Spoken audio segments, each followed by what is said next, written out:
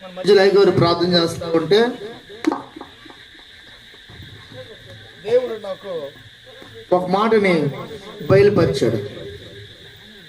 వచ్చే ఏడాది ఇదే రోజులలో ఇదే సంఘం 100 మంది తగ్గరు. ఆమె అంత మాత్రమే కాదండి, మీరు కానీ కష్టపడితే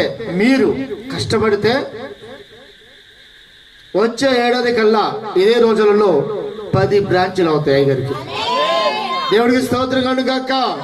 ఇది దేవుడు నాకు బయలుపరిచినటువంటి మాటలు, దేవుడు నన్ను చెప్పబడుతున్నటువంటి మాటలు. దేవుడు మనకి మహిమ కలుగును గాక.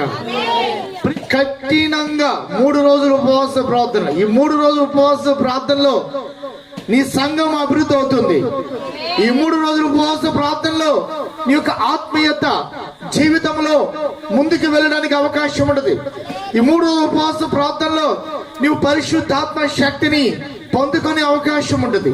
ప్రియమైనటువంటి దేవుని బిడ్డలారా, చూడండి, ఒక వాక్యాన్ని మనం చూద్దాం. మత్తయి సువార్త 3వ అధ్యాయము 10వ వచనం. 3:10 చూడండి.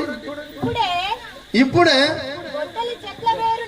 గొడ్డలి చెట్ల వేరున ఉంచబడి ఉన్నది గనుక మంచి ఫలము ఫలింపని ప్రతి చెట్టును నరకబడి అగ్నిలో వేయబడును. హల్లెలూయా.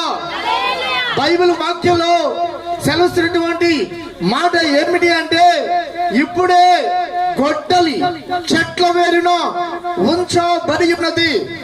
నీవు ఏ చెట్టు అయినా, బలమైన చెట్టు అయినా, బలహీనమైన చెట్టు అయినా, డబ్బున్న చెట్టు అయినా, ధనము లేనటువంటి చెట్టు అయినా, రాజకీయ చెట్టు అయినా, హోదా కలిగినటువంటి ఎంత హోదా కలిగినటువంటి చెట్టు అయినా, నిన్ను ఆత్మీయ ఫలము లేకపోతే నరికి అగ్నిలో వేసే అవకాశాలు ఉంటాయి.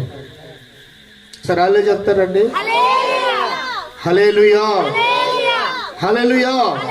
అందుకనే దేవుడు మాట్లాడుతున్నాడు, మిమ్మల్ని అగ్నిలో వేయడానికి ఆయన ఒక ఉద్దేశం కాదు, కానీ మిమ్మల్ని నిత్య రాజ్యములో ఆయన సింహాసనం ఎదుట మిమ్మల్ని నిలవబెట్టాలని ఆయన ఒక కోరిక. Praise the lord.